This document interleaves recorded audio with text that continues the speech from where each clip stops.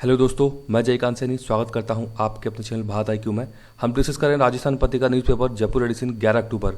तो बने रहिए इस वीडियो में मेरे साथ अंत तक। There is lot to know and lot to discuss. तो आइए शुरू करते हैं आज का वीडियो। पेज नंबर हम लोग बात की जा रही है, चीन अपनी नापाक हरकतों से बाज नहीं आ रहा है। तो यहाँ पर चीन क्या काम कर रहा है अभी ये, तो नॉर्थ पार्ट जो है इंडिया का, वहाँ पर चीन ने अभी 60,000 सैनिक अपने तैनात कर दिए हैं।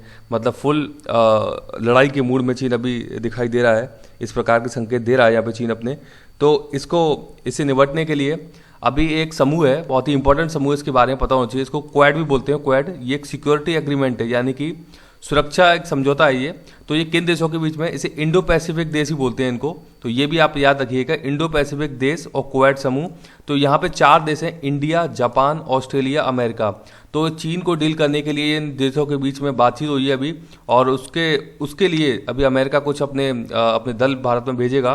तो यहाँ पर ये सारी की सारी न्यूज़ कवर की गई। तो आपको पता होना चाहिए क्वाड के अंदर कौन से 4 देश शामिल हैं, और इंडो पैसिफिक भी इन्हीं को बोला जाता है, इंडिया, जापान, ऑस्ट्रेलिया, अमेरिका।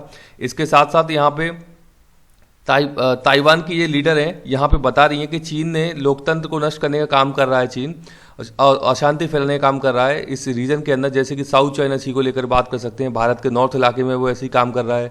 वहाँ पे ताइवान के लिए भी ऐसे ही काम करता है वो। हांगकांग को आपको पता ही है, हांगकांग को लेकर के चीन अपनी प्रभावी नीतियाँ बनाने की, उन पर अपना प्रभाव जमाने की कोशिश करता रहता है। तो इस प्रकार से यहाँ पे आलोचना कर रही है चीन को लेकर के। तो ये न्यूज़ यहाँ पे कवर की गई है। तो इंपॉर्टेंट है, क्वाड के बारे में आपको पता होना चाहिए। देखते हैं आगे। पेज नंबर हम तो बात की जा रही है, ये बात की जा रही है बहुत ही दुर्लभ एक तितली मिली है, विशाल तितली मिली है यहाँ पर। और कहाँ पे मिली है ये, तो ये नई एक प्रजाति मिली है, चेरनोबिल। चेरनोबिल क्या चीज़ है? चेरनोबिल बहुत ही फेमस जगह है। यहाँ पे परमाणु प्लांट था एक, तो वहाँ पे एक दुर्घटना हो गई थी, बहुत ही फेमस दुर्घटना हुई थी ये। तो देख लेते हैं चेरनोबिल से संबंधित कुछ इंपॉर्टेंट फैक्ट यहाँ पे हम। तो न्यूक्लियर घटनाएं जो हुई हैं, चेरनोबिल घटना 1986 में, यूक्रेन एक देश है, यूक्रेन देश के अंदर चेरनोबिल घटना हुई थी 1986 में। तो परमाणु प्लांट के अंदर ये दुर्घटना हुई थी, बहुत ही फेमस है ये। तो आपको पता होना चाहिए चेरनोबिल कहाँ पर स्थित है और कब ये दुर्घटना हुई थी। तो 1986 में दुर्घटना हुई थी ये। इसी के साथ कुछ और देख लेते हैं इसके साथ साथ हम। तो फुकुशिमा डाइची न्यूक्लियर डिजास्टर, एक ये भी आपको पता होना चाहिए।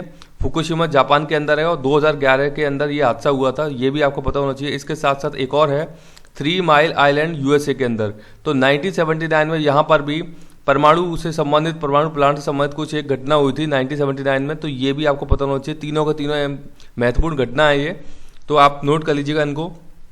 इसके साथ साथ यहाँ पे हम देख लेते हैं कि एजेंसी है, international atomic energy agency IAEA। इसका हेडक्वार्टर वियना ऑस्ट्रिया के अंदर है। तो ये न्यूक्लियर को लेकर के कुछ अपने काम करती है ये एजेंसी। इसके बारे में आपको पता होना चाहिए, इसका हेडक्वार्टर पता होना चाहिए, एग्जाम में पूछा गया है कई बार ये। तो तीनों की तीनों घटना बहुत ही इंपॉर्टेंट है, और यहाँ पर एक विशाल तितली पाई गई है अभी। तो इससे संबंधित न्यूज़ कवर की गई है। देखते हैं आगे। पेज नंबर हम पे बात की जा रही है, ये है इंटरकॉन्टिनेंटल बैलिस्टिक मिसाइल। तो ये कहाँ की पिक्चर है? ये है प्योंगयांग, नॉर्थ कोरिया की। तो वहाँ पर ये दिखाया गया है, विश्व की सबसे बड़ी मिसाइल है। ये बता रहे हैं कि 22 पहियों के ट्रक पर इसको ले जाए, ये प्रदर्शन किया गया है वहाँ पर इसका। तो इंटरकॉन्टिनेंटल बैलिस्टिक मिसाइल क्या होती है? इंटरकॉन्टिनेंटल मतलब होता है कि 2 महाद्वीपों के बीच, कॉन्टिनेंट का मतलब महाद्वीप और इंटर का मतलब 2 महाद्वीप के बीच। तो ये मार करने में सक्षम है मिसाइल, बैलिस्टिक मिसाइल जो है। इंटरकॉन्टिनेंटल का मतलब ये है कि जैसे एशिया महाद्वीप से अगर मिसाइल दाग नहीं है, वैसे एशिया महाद्वीप से यूरोप महाद्वीप में, तो इस प्रकार की सक्षम मिसाइल होनी चाहिए आपके, उसको बोलते हैं इंटरकॉन्टिनेंटल बैलिस्टिक मिसाइल। तो ये काफ़ी रेंज होती है इनकी, काफ़ी अच्छी रेंज होती है, 5000 6000 किलोमीटर की रेंज होती है। तो इस प्रकार से आपको पता होना चाहिए कि इंटरकॉन्टिनेंटल बैलिस्टिक मिसाइल किस टाइप की होती है और क्या होती है। तो एक कॉन्टिनेंट से दूसरे कॉन्टिनेंट मार करने वाली मिसाइल को बोलते हैं बैलिस्टिक मिसाइल। देखते हैं आगे। पेज नंबर में बात की जा रही है, ये मोदी जी ने एक नई स्कीम लेकर के आए हैं, इसका नाम है स्वामित्व योजना। स्वामित्व योजना क्या है योजना, देखते हैं इसमें।